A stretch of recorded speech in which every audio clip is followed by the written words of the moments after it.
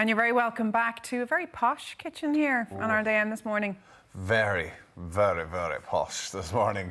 Jack O'Keefe, you wouldn't really be called posh too often, would you? I've never been called posh in my life. From Cork. When I come home, they're like, look at you, your posh new accent. I get that as well. So what have we got? Some West Cork Wagyu beef. West Cork Wagyu beef, only the finest here for you today. So I was on my hollybobs last week down in West Cork. A Cork person holiday in Cork. Sure, look. Staycations, that's what you do, yeah. And I was in Skibbereen on the day of the glory, well, the day after the glory. I tried to convince Jackie, my fiance, we were putting up the tent in Allihies in the Bear Peninsula. I was like, come on, forget the tent. Let's rent the B&B and go back to Skibbereen on the session. She's like, no, you're not going in, join in the bandwagon. Come on, let me bandwagon, I'm Irish. Yeah, please, we all want to get for a living. I was really driving down there singing ole, ole, ole. Should have rang me, would have gone in together. You are Jack and Jackie. Jack and Jackie, yeah. Love it. Yeah, we get compared to I suppose, the JFK a lot, except I don't want that same fate. No. Well, stay on your best behaviour, so. You will be if you don't get this steak on quick. Come on, induction hub. So what are we? So it's Wagyu beef, but what's it with? So we're doing some raw radishes, some burnt lettuce, and a nice simple wasabi dressing. Charred. Now, what were you calling it? Charred lettuce? Charred lettuce. Burnt lettuce. Yeah. Come on. Yeah. It sounds better when you say burnt, doesn't it? I don't know. It's a bit more tongue-in-cheek. No, charred. Carbonised lettuce. Carbonised, right? So first of all, the Wagyu, right? Wagyu, as I said earlier on the teas, it's an epic piece of beef. It's raised with loads of attention, loads of love.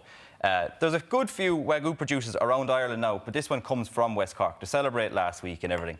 Because I thought it was just Japanese. No, you can get it now in the West. Basically what happened was a few of the cattle might have been robbed. And they made their way to the West, and then we started kind of taking their genes and breeding them with Western cattle and stuff like that. So it's here now. It's a hybrid. Yeah, it's a hybrid, and it is phenomenal. Now, it's you're class. Painting on the oil there. What's the difference between doing that and lashing it in the pan? It's more delicate. The oil is less likely to burn, catch fire, and go bitter. I love adding heap loads of olive oil to the pan, but when you brush it on, it's a little bit more delicate. And look, I'm on TV, so I look better doing it as well. And this is a posh kitchen this morning. Yeah, exactly. You know, I have my nice apron on and everything. What's the seasoning? So the seasoning is Japanese 7-spice. So sashimi togarashi is the real name for it, and it's a mix of spices and black sesame seeds. I'm just popping that onto the surface area of the steak. That gives it a nice spiciness, because all that beautiful marbling you can see there is quite cheesy and heavy. And what that spice does, it cuts through it. Now what I'm popping into is the trusty cast iron frying pan that's super hot. You can see the smoke coming off it. We're afraid the sprinklers might come on. That's how hot it is. You can hear the coughing from me and the crew as those kind of spices start to heat up and hit the back of my throat. If you can't find those spices, just use anything like salt and black pepper are perfectly fine. Any 5-spice? I wouldn't go with the Chinese 5-spice. Okay. It's very pungent. This is quite delicate. Okay. There's a kick of heat off it, but it's quite sweet delicate. 5-spice, isn't it? Quite sweet, a lot of cinnamon, a lot of clove, a lot of strong flavours of that, which will overtake the steak's flavour. While that's cooking away, grab a piece of lettuce, baby gem lettuce, cut it in half, leave the core attached to the bottom, and just pop it into the pan. Cook the steak on each side for about 1 minute. So 1 minute, turn it, 1 minute. That then is a blue steak. And then if you go 1 minute, rare. What's the thing with the hand? 1 minute, right. keep going down like it's that. the different. It's the fingers, what's all isn't that it? thing? Like that's. So I think we've done this before. Yeah, we have. Yeah. Put your hands up, Claire. You haven't done it. Bring your thumb to your index finger. Touch that piece of meat there. And when I touch the steak, that's rare. That's what a rare steak should feel like, depending on how muscly and tough your hands are. Thumb to middle finger, medium rare. Do you feel it getting tighter as you go throughout your fingers? Oh, I'm changing fingers, yeah. So middle finger is medium rare, wedding ring finger is medium. That's medium well, and the table there is well done. So just throw it into the bin when it feels like that. Don't ruin good meat.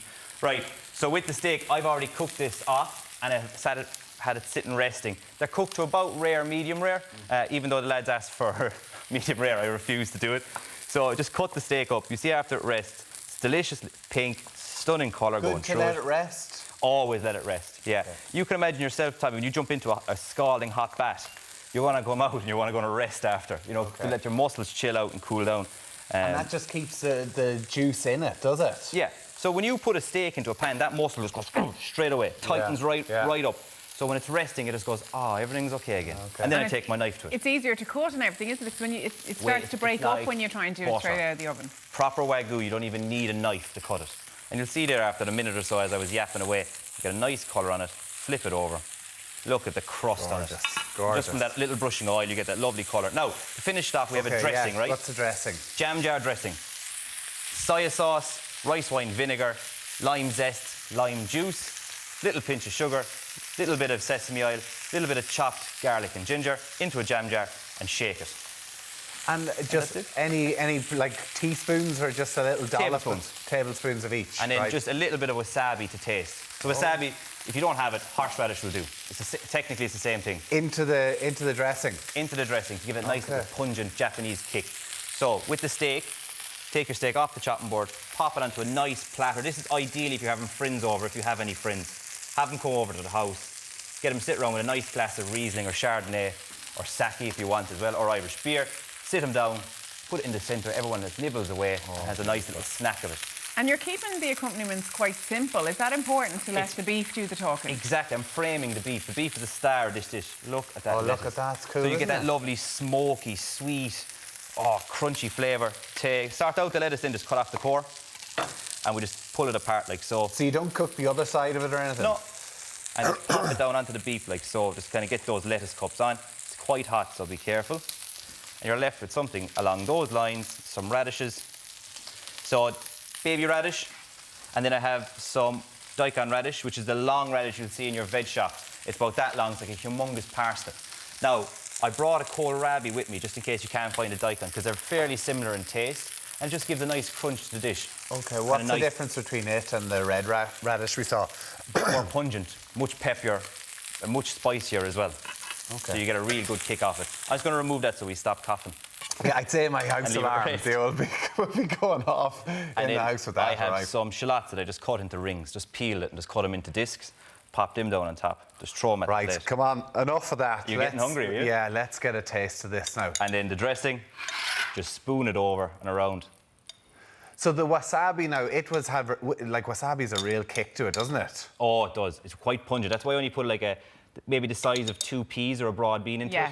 And I mean, that's all mixed together. It's when you take a bit by mistake with your sushi and your nose is on fire. That's a whole different ballgame. Jack, we're running it. Come on here now, come on.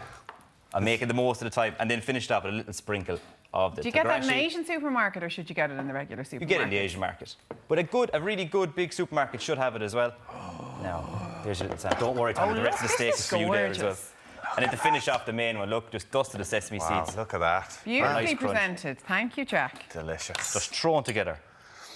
OK, right, Wagyu beef, made in West Cork. Let's give it the verdict. Just something. The wasabi sauce is really good, actually, isn't it? So what's in that quickly, sorry, the dressing?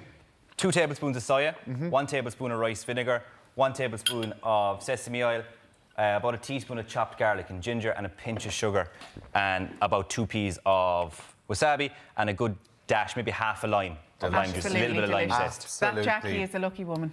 She's vegan. Oh, is she? Is she? Oh, I had one of these for my dinner last night as well. Thank you very, very much. Lovely stuff, Jack. Super.